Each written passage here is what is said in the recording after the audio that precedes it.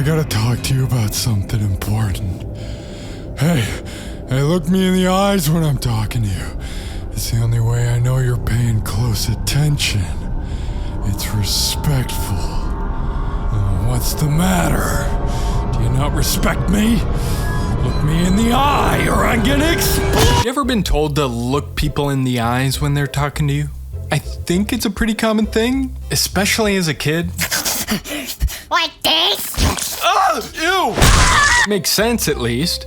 Shows people that you're listening to what they're saying. Shows them you care. Also, maintaining eye contact in conversation is scientifically proven to make you appear more likable to people. Great! There's a nice and easy tip to make people like me more. Not! Actually, it's really hard to do this. At least, it is for me, which sucks. For some reason, I find it so much harder to focus on what people are saying when I'm trying to look at them. The moment I start looking into someone's eyes while they're talking to me, my head starts thinking I'm trying to divide by 0 or something. It starts loudly yelling about what I should do and how the other person might be feeling, and sometimes it's not even thinking about anything relevant at all. Imagine a drill sergeant who starts yelling at you the moment you make eye contact with someone. And she just said, yeah, I need some time to think about it. And I said, okay, and we just left it. Hold your gaze, maggot! This bastard isn't gonna have any idea you're paying him any attention unless you stare into his soul! Stop staring into his soul, you're creeping him out, damn it! Why'd you stop looking? What does a soul even look like? Bread came out about 30,000 years ago! I just crapped my pants! Is it just me? Do I push everyone I care about away? Uh-huh. I knew it! No, wait, no. I can hear so much better when I'm looking at the wall, or the floor, or my hands. But sometimes I just end up thinking about whether or not the person I'm talking with knows I'm listening to them at all. Also, if you actually manage to make eye contact, which eye are you supposed to look in? You have a 50% chance of getting it right, but both feel wrong. Which one of your eyes are they looking at? And you can't look at both. I've tried.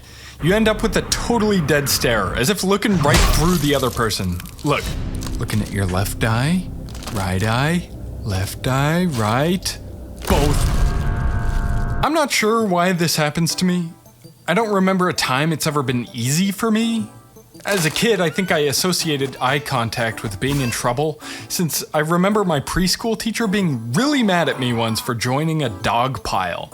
She pulled me aside really quickly and with a lot of force. She said, "Look into my eyes when I'm talking to you," and told me off in a way that felt really intense to me at the time. And I don't remember much else, just the fact that nobody else got in trouble. Not fair! Come on, I was at the tip of the dog pile! And the intensity of her tone, along with the image of her eyes, burned into my head. That experience is interesting to me. It's not unusual for an adult to get stern with a kid when they've done something wrong. I've seen it happen plenty of times. On the outside, you don't really think much about it. A parent pulls their kid away from something and starts pointing at their face and talking in that deep, teeth-gritted tone.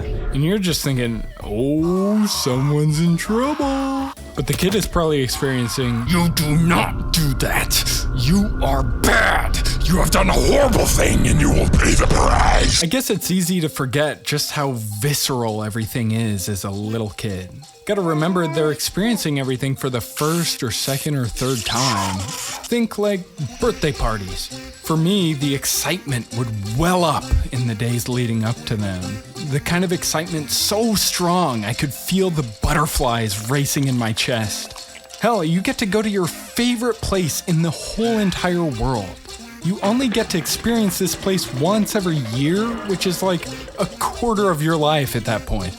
We would finally get there and it would be massive. My heart practically bouncing out of my chest by the time we walked through the door.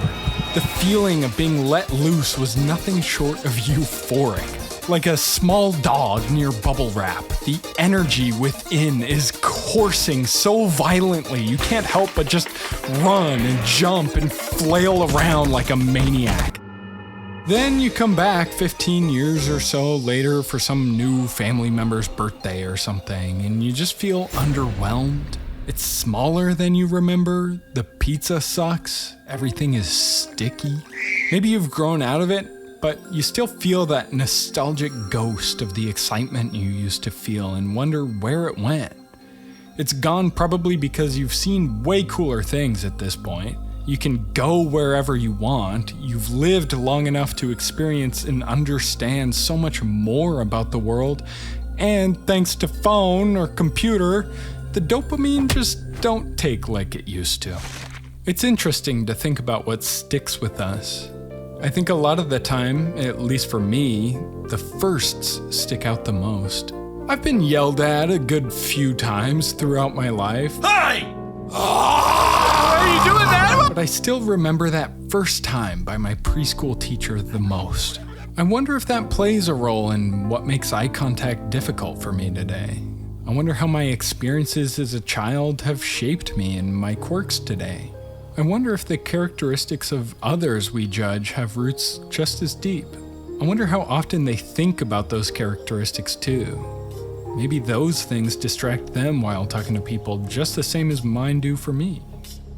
Maybe that's a good thing to keep in mind when someone isn't acting how I expect them to. We're all sort of a dough when we're babies. Our ingredients are all sourced a little differently, and the ratios are all a bit different. We all bake in ovens of different sizes and at different temperatures. And as we bake, we grow little cracks and bumps and change shape. We're all bread, but we all look and taste different from one another. Some people like some kinds of bread, while others like others. Some breads look different, but taste great.